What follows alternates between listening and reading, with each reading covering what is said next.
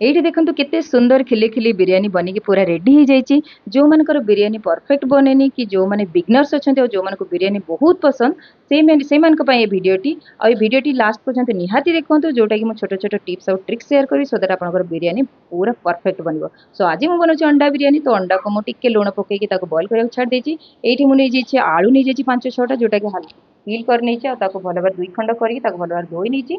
आउपटे मुझे कौन कर आलू टे लुण लंका गुंड हलदी गुंड पकई मैरिनेट करके सोरिष तेल आम फ्राए कर आने गोल्डन ब्राउन हवा पर्यंत जस्ट फ्राए करार अच्छी। आमको कुक करार ना कहीं मसलार कुक करवा जस्ट खाली फ्राए करेंगे गोल्डन ब्राउन है पर्यंत।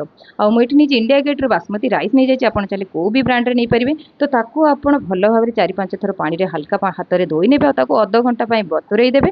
भिजई देले कौन हम ना बिरियानी पूरा खिला खिला बनिकी तैयार हो। तो ये भी अंडारे भी लुण हलदी लंका गुंड पकई भी हल्का टी फ्राए करनी देखो ये फ्राए करने रखी सैड्रे। एवं मैरिनेसन 2 कप दही नहीं जाइए स्वाद अनुसार लुण लंका गुंड हलदी गुंड से धनिया गुंड जीरा गुंड आउ कि कसूरी मेथी भी मुझे आड कर कसूरी मेथी निहाती पकई बहुत बढ़िया टेस्ट आसे।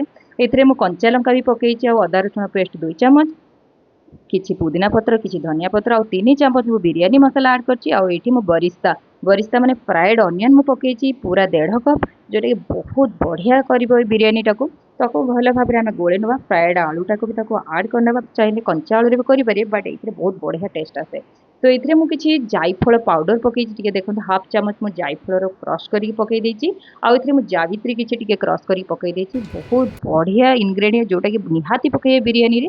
आ ढांकी मुझे अध घंटा घंटाटे आप छाड़देवे आपंकर टाइम थे आप 2 घंटा भी छाड़ी पारे। तो ये मुझे किसी नहीं जाइए गरम मसला जो तेजपत्र छोटी इलायची बड़ी इलायची लौंग काली मिर्च स्टार दालचीनी ताको सब ऐड कर नहीं धनिया पत्र पुदीना पत्र टिके मुझे कंचा लंका और ये शाही जीरा 1 चामच ऐड कर 1 चामच घी ऐड कर नहीं स्वाद अनुसार लुण ऐड कर नहीं।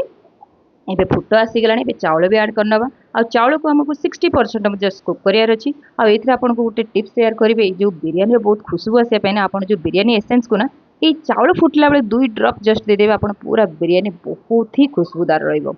तो ये देखो ये ठीक 60% कुक हबार अच्छी।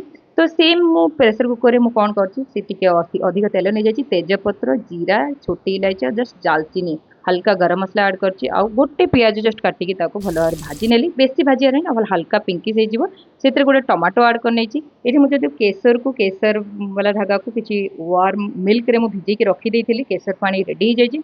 ये देखो टमाटो भी बेसी हवा दरकार नहीं से मैरिनेट कर मैरिनेशन को जो आलू करके रखी ऐड कर गरम मसला ऐड कर भल भाव में कुक करने छाड़द। ये देखो आलू भी कुक हो गला 80%। तो अंडा भी ऐड करके भल भाव में गोले ना 5 मिनट कुक करना भल भाव में मसला लखपत हो गला। तो अधा मसला मुझे काढ़ी रखी गोटे सैड्रे लेयरिंग करवा। ये देखो तले रहा अंडार लेयरिंग मुझे चाउल लेयरिंग फिर से अंडा और आलू मसाला वाला लेयरिंग कर मुझे धनिया पत्र पुदीना पत्र बरिस्ता माने कटा जो पियाज फ्राइड अनियंस दे देछि केसर वाला दूध तापर ऐड कर नहीं ऊपर फिर से मु राइस देकी पुणी सेम आम रिपीट करवा सेम प्रोसेस ऊपर राइस देदेले तापर आम धनिया पत्र पुदीना पत्र कटा कंचा लंका देदबा आम किसी बिरियानी मसाला मु स्प्रिंकल कर देछि बरिस्ता माने फ्राइड अनियंस दे देछि और जो केसर वाला दूध थिला सेटा आम पूरा ऐड करनबा। आउ देखो ये मुझे 2 चामच पूरा बढ़िया घी ऐड कर बहुत बढ़िया खुशबू आसे बहुत बढ़िया टेस्ट आसे। और 15 मिनट मुझे दम रे दे देती 15 मिनट पर खोलुची देखो केते सुंदर बिरियानी बनिक पूरा रेडी हो जाइए। आपण मैंने निहाती मोर ये प्रोसेसटा थोड़े ट्राए करूँ देखिए आपको बहुत ही पसंद आसो। आम घर तो मो हाथ बिरियानी समस्त को पसंद बाहर बिरियानी कथा कहले कहीं भी किणती बाहर बिरियानी बिरियानीटा घरे सब आमर बने और निहाती प्रोसेस ट्राए करूँ मत कमेंट जानते आपण मैंने कौटू कौटू मोर वीडियो सब देखुं मत जानने बहुत बढ़िया लगे। नेक्स्ट देखा नेक्स्ट रेसिपी सहित।